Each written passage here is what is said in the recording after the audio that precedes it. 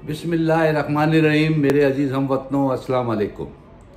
आज का मौजू से पाकिस्तान को बचाओ के उन्वान से मैंने सोचा कि इस पर गुफ्तगू की जाए ताकि ये पता चला जा सके कि हम अपने मुल्क को किस तरह से बचा सकते हैं। मेरे अजीज़ हमवतनों, दुनिया के अंदर नया वर्ल्ड ऑर्डर लिखा जा चुका है और उसके लिए सब बंदियां भी मुकम्मल हो चुकी हैं।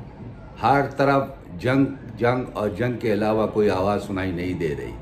America, China, Russia, Israel, India और बहुत सारे और छोटे और बड़े ममालिक इसके अंदर पेश नज़र आ रहे हैं। अब हम ये देखते हैं कि ये थर्ड वर्ल्ड ऑर्डर जो कोविड-19 के आने के बाद शुरू हुआ, उसके असबाब दुनिया के मुल्कों पे क्या पड़ेंगे।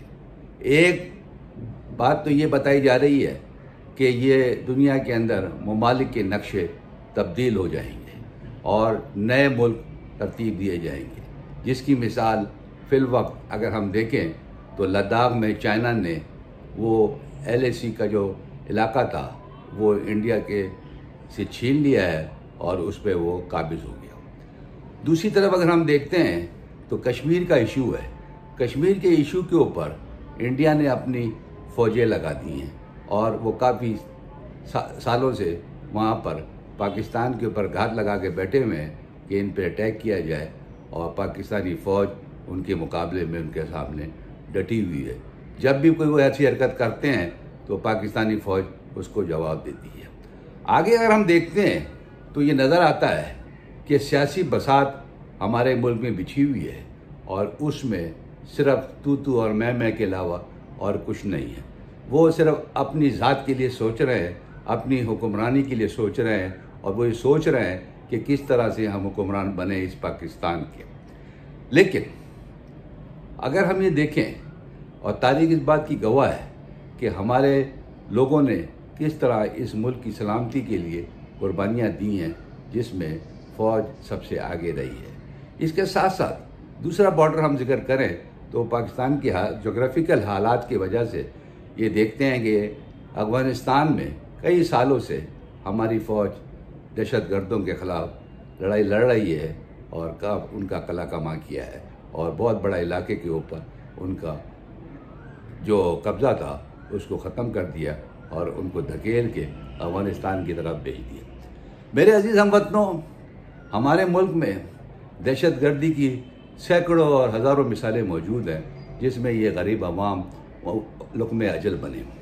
लेकिन हमारे अवाम ने बड़ी बहादुरी के साथ उनका मुकाबला किया और कोशिश की कि उनको जीतने ना दें, और उसके साथ साथ हमारी फोर्सेस, सिक्योरिटी फोर्सेस, फ़ौज ने बहुत बड़ा रोल अदा किया। हम बातें तो बहुत कुछ कर सकते हैं, हमारे पास दलाइल की कमी नहीं है। हमारे तजुर्बात, हमारी सोच ये बताती है कि हम हो सकता है उन दलीलों के अंदर हम मज़बूत पहलू भी हो और सही बात भी हमारे सामने आए। लेकिन एक बात याद रखिएगा कि हम मुसलमान हैं अल्हम्दुलिल्लाह, और अल्लाह की रहमत करम से हम मुसलमान के घर में पैदा हुए हैं। लिहाजा हमारा एक ईमान है, ला इलाहा इल्लल्लाह मुहम्मदुर रसूलुल्लाह। हम अल्लाह को दिमाग से नहीं मानते, हम दिल से मानते हैं। अगर दिमाग से मांगे तो फिर हम अल्लाह के वजूद को भी चैलेंज कर सकते हैं, क्या वो अल्लाह कहाँ है। ये नॉन मुस्लिम का काम है। मुसलमान सिर्फ अल्लाह को, वहदानियत को अपने दिल से मानता है। इसी तरह से अगर हम आगे देखें तो हमारे हुक्मरान सब चीज़ें, माशी ज़िंदगी, मसाइल, इन चीज़ों से आज तक लड़ते रहे लेकिन नाकाम रहे, इसलिए कि उनके अंदर शायद सलाहियत की कमी थी। वो कौम को एक जगह ना ला सके, वो अपनी ज़ाती मफाद के लिए कौम को टुकड़ों में तकसीम करते रहे ताकि वो हुक्मरानी कर सके। लेकिन आज जहां हम खड़े हैं और इस वक्त मुल्क की सलामती दांव पे लग गई है, ये बात मैं इसलिए नहीं कह रहा, मेरा एहसास है, मैं ये सोच रहा था, मैं समझने की कोशिश कर रहा था कि क्या वजूहात हैं कि हम अपने मुल्क के ख़िलाफ़ बात करते हैं।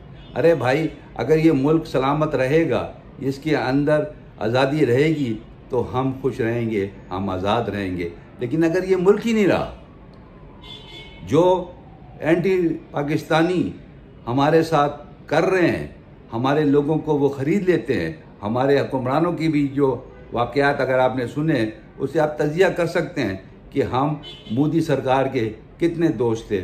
हम मोदी सरकार को अपने घरों के अंदर दावत में बुलाते थे, घर में ठहराते थे, उनके साथ अपनी ज़ाती ताल्लुकात हमारे हुक्मरान पैदा करते रहे। आज वही हिटलर हुक्मरानी मोदी सरकार लोगों के सामने भीख मांग रहा है, अमेरिका से कह रहा है कि वो उसको मदद को आए, लेकिन अमेरिका क्या करे? अमेरिका खुद कोविड-19 के हवाले से तबाह और बर्बादी की तरफ जा रहा है, तो वो इंडिया की क्या मदद करेगा? उसको तो अपने सर्वाइवल की ज़रूरत है, वो तो अपने सर्वाइवल के लिए जंग लड़ रहा है। उसकी ताकत ख़त्म होती जा रही है दुनिया के नक्शे में उसकी। लेकिन एक बात गौर से देखिएगा, अमेरिका ने जिन मुल्क पर भी हमला किया वो तकरीबन सारे मुस्लिम ममालिक हैं। इसराइल, मसाद, इंडिया, रा, अमेरिकन, CIA, ये तीनों एजेंसियां एंटी मुस्लिम्स हैं। तो पाकिस्तान तो एक छोटा सा मुल्क है, गरीब मुल्क है, इसके पास वसाइल की बहुत कमी है, लेकिन इसकी आवाम बहुत अजीम है। ये बात मैं दावे से कहता हूँ, और इसकी मिसालें मैंने अपनी बचपन में और अपनी जवानी में और अपनी स्टूडेंट लाइफ के अंदर खुद 1965 की जंग में देखी कि ये कौम किस तरह इकट्ठी होती है और किस तरह से अपने मुल्क की दफा करती है। मुझे ये याद है, जनरल अयूब खान ने एक तकरीर की थी जब 1965 में इंडिया और पाकिस्तान की छोटी मुद्दत की जंग हुई थी, तो उन्होंने इंडिया को ललकार के बोला था, तुमको नहीं मालूम तुमने किस कौम को ललकारा है। मुझे अंदाज़ा है, मैं उस वक्त स्टूडेंट हुआ करता था, चंद मिनटों के अंदर पूरी कौम रोडों पे आ गई। उन्होंने अपना तन मन जो चीज़, किसी के पास चाय की पत्ती थी वो भी उसने डोनेशन में दे दी ताकि हमारी फ़ौज लड़ाई है ये उनके काम आ जाए। किसी के पास पैसे थे वो उसने दे दिए। उस वक्त हमारे ऐसे हालात नहीं थे जो इस वक्त पाकिस्तान के हैं। हर आदमी के पास दौलत है और हुकूमत के ख़जाने खाली हो चुके हैं। लिहाजा आज इस वक्त सोचने की बात यह है कि हमारी मुखालफत हो सकती है, एक इंसानी बिहेवियर है, एक सोच है कि हम मुखालफत में बहुत कुछ कह सकते हैं, लेकिन जब मुल्क की सलामती की बात है, आज़ादी की बात है, तो उस वक्त ये सारी बातें ख़त्म हो जाती हैं। ये बातें बात के लिए छोड़ी जा सकती हैं कि हम इसका एहतसाब करें। मेरा ये मानना है और मैं दिल से ये बात आपको कर रहा हूँ, और आपको दिल से ये बात सुननी पड़ेगी कि आप अपने दिमाग को एक तरफ कर दीजिए, अपने दिमाग में जो दलाइल है उनको एक तरफ कर दीजिए, सिर्फ दिल से सोचें। अगर पाकिस्तान सलामत रहता है, पाकिस्तान अगर अपना वजूद बरकरार रखता है इस हंगामे में, इस क़यामत साज बर्पा होने वाली रात में, तो फिर आप ये सोच लें कि हमारी आज़ादी भी रहेगी। अगर ये मुल्क ना रहा तो हम आज़ाद रह सकते हैं? ये सवाल है आपके लिए। आप दिल से सोचिए, समझिए और बताइए कि हमें क्या करना चाहिए। मेरे अंदाजे के मुताबिक और मेरी सोच के मुताबिक 1965 का जो मंज़र था वो रिपीट होना चाहिए। हम आवाम जो इस काबिल भी हैं, जैसे भी हैं, जो हमारे अंदर हैसियत ताकत है, हम एक लीडर की हैसियत से घर से बाहर निकलें। हम ये सोचें कि हमारा हमसाया भी एक लीडर है, वो मेरा भाई है, हम उसको सीने से लगाएं, उससे कोई दुश्मनियाँ ना करें, अगर कोई है भी उसको भूल जाएं और कोशिश करें हम सब इकट्ठे होते होते एक कौम की शक्ल में 24 करोड़ लीडर पैदा कर दें।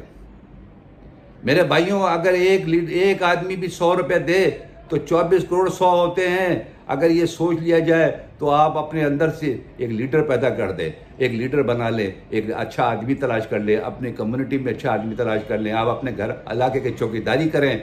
आप किसी एंटी पाकिस्तानी को रहने की इजाज़त ना दें। अगर आपका सगा भाई भी मुल्क के खिलाफ बात करता है और मुल्क को तोड़ने की बात करता है या उसकी एक्टिविटी में शामिल होता है, उसके साथ आप दोस्ती ना रखें, उसको अपना दुश्मन समझें। वो अपने घर का, अपने ख़ानदान का, अपने मुल्क का दुश्मन है, आपकी इज़्ज़त और एहतराम का दुश्मन है। ये आपका जज्बा है। जज्बे की अगर हम बात करते हैं, पाकिस्तान के ऊपर जब भी मुसीबतें आई, यही आवाम तो खड़ी हुई, यही फ़ौज तो खड़ी थी अपनी आवाम के साथ। और कौन सी ताकतें थी? सारे इदारे फेल हो चुके थे। मेरे भाइयों, सिर्फ ये समझने की बात है और सोचने की बात है कि आज ये वक्त आन पड़ा है।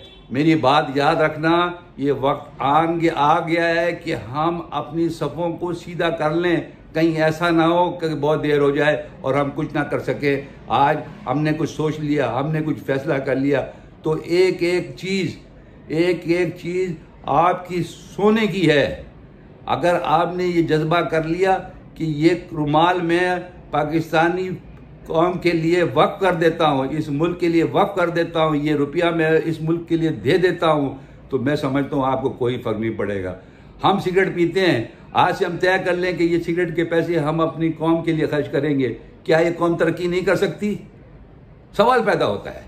सिर्फ जहन से न सोचें, दिल से भी सोचें। क्या हम अपने बच्चों को ये तरबियत नहीं दे सकते कि भाई ये फजूल खर्चियाँ बंद करो, ये पैसे जो हैं ये मुल्क के लिए ज़रूरत है, इसमें इस्तेमाल होने, अल्लाह करेगा कल आपकी आज़ादी कायम रहेगी, आपका मुल्क सलामत रहेगा, तो आप इससे ज़्यादा अच्छी ज़िंदगी गुजारेंगे, इससे ज़्यादा अल्लाह ताला आपको देगा। अल्लाह ताला भी उन्हीं की मदद करता है जो अपनी मदद आप करने की आदी होते हैं। आज वक्त है, हमें सोने की ज़रूरत नहीं है, हमको जागने की ज़रूरत है। हम जागते रहें, खड़े रहें, चौकीदारी करें अपने आप, अपने घर की, अपने मोहल्ले की, अपने मुल्क की। अगर आपने ये किया तो बात यकीन कर लीजिए, इस वक्त मेरी नज़र के सामने सिर्फ दुनिया के अंदर जो कुछ भी हो रहा है उससे आप अपने मुल्क का मुकाबला ना करें। हम बड़े कमज़ोर मुल्क है, लेकिन हमारी आवाम बहुत ताकतवर है। हम में एक जज्बा है जो दूसरे ममालिक में आपको नहीं मिलेगा, दूसरी कौमें में नहीं मिलेगा, हिंदुओं में नहीं मिलेगा, ईसाइयों में नहीं मिलेगा, सिर्फ मुसलमानों में मिलता है। जज्बा जहाद, वो जहाद दिलो माल जान से लड़ते हैं, वो ये सब आपका जहाद भी शरीक होता है। आप ये ना सोचें कि ऊपर से जहाज आएंगे, बम गिराएंगे और हम मारे जाएंगे, ऐसा नहीं है। वो बम भले गिराए, अल्लाह की ताकत आपके साथ शामिल हो जाएगी। उसे पता है, अल्लाह जानता है कि वो सब आपके दिल का राज जानता है। अगर सच्चे दिल से आपने अपनी कौम, अपने मुल्क, अपने लोगों की खिदमत करने का जज्बा पैदा कर लिया और इसकी सलामती के लिए अपनी ज़िंदगी वक्फ कर दी, तो याद रखिए आपको ज़िंदगी में वो नेमतें मिलेंगी जो आप तस्वुर नहीं कर सकते। आपकी बेचैनी ख़त्म हो जाएगी, आपकी ज़िंदगी में सुकून आ जाएगा। आप एक अच्छे कौज़ के लिए, एक अच्छे मुल्क के लिए, अपने मुल्क की सलामती के लिए जब जंग लड़ते हैं तो दो जंगें लड़ी जाती हैं, एक सरहदों पे लड़ी जाती हैं और एक अंदर लड़ी जाती है।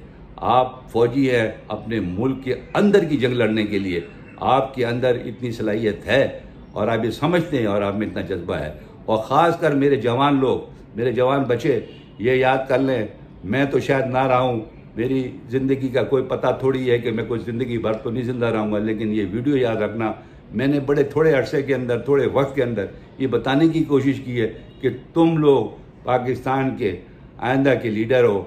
आज तुम्हारे अंदर ये सलाहियत है, तुम तालीम हासिल करो, तरक्की करो, मुल्क की हिफाजत करो, मुल्क की सलामती के ऊपर अल्लाह से दुआ करो और अपने जज्बात को सिर्फ इस हद तक सोचो कि ये मुल्क है तो हम हैं, अगर ये मुल्क नहीं रहा तो हम कहाँ जाएंगे? हम गुलाम बन जाएंगे, लोग हमें जंजीरें पहना देंगे।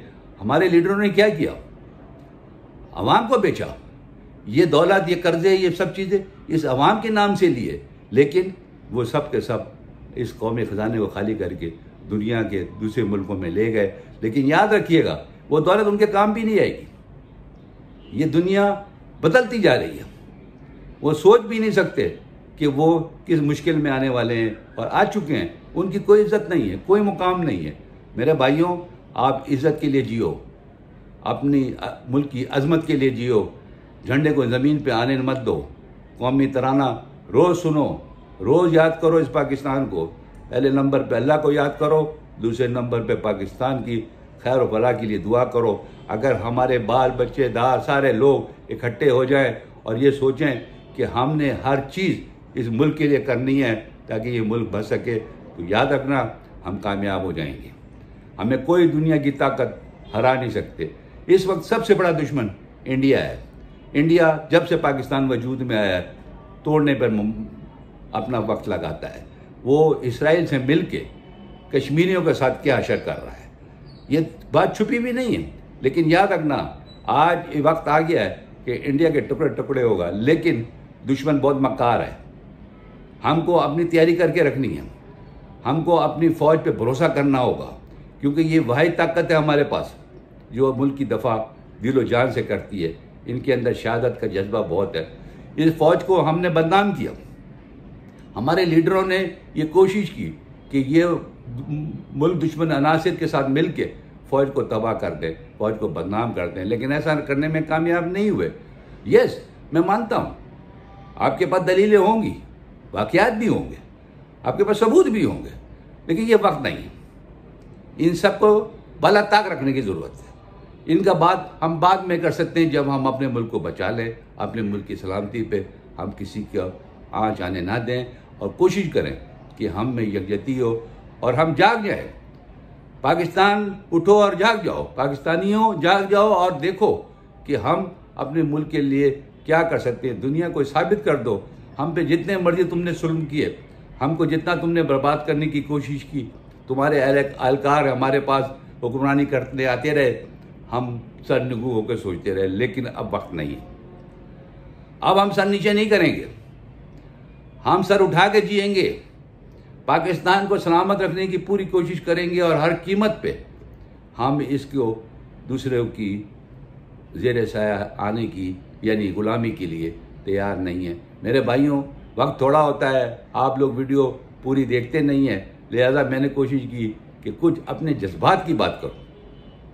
मुल्क की सलामती, यकीन करिए मेरे दिल की आवाज़ है कि हमारे लिए बहुत अहम है। हमको इसने बड़ी इज़्ज़त दी है, इसने हमको दी है अपनी गोद में, हमको जगह दी, हम यहाँ पैदा हुए और इसी सरज़मीन में हम दफन हो जाएंगे। ये मुल्क हमारे लिए नेमत है, इससे हम कभी भी नज़रअंदाज नहीं कर सकते। और अगर ये मुल्क ना रहा तो शायद आपको तदफीन के लिए ज़मीन भी कोई ना दे जिस पे हम इतरा के चलते हैं, अकड़ के चलते हैं। ये ज़मीन, ये पाकिस्तान हमारे लिए एक बहुत बड़ी नेमत है, जो कल ऐसा ना हो कि हमारे लिए पछतावा बन जाए। मेरे भाइयों, बात करना तो बहुत कुछ कर सकता हूँ, लेकिन आज मेरा दिल ये कह रहा था कि इस मौजू के ऊपर बात की जाए। और सिर्फ एक किरण है, आप सुनेंगे, अमल करेंगे तो मेरी खुशी और बढ़ेगी। मैं कोशिश करूँगा कि आवाज़ दूर दूर तक लोगों तक पहुँचे और आप भी इसको अपने अंदाज से, जो आप बेहतर समझें, मेरी बात को सुनने के बाद अपने अंदाज से, हो सकता है मैं अगले कुल नहीं हूँ, मेरे में भी खामियां बहुत ज़्यादा हैं, मैं भी गलतियां करता हूँ, लेकिन अगर आप बेहतर समझते हैं तो उन चीज़ों को हटा दीजिए और मुल्क की सलामती नंबर 1 पे रखिए, मुल्क की आज़ादी नंबर 1 पे रखिए। इसके ऊपर कोई कंप्रोमाइज़ ना कीजिए और कोशिश कीजिए कि 1 से 1, 2 नहीं 11 बनाइए, ताकि हम जल्द से जल्द इस जगह पे हम खड़े हों कि हम मुल्क को बचा सकें, वरना बहुत देर हो जाएगी। शुक्रिया।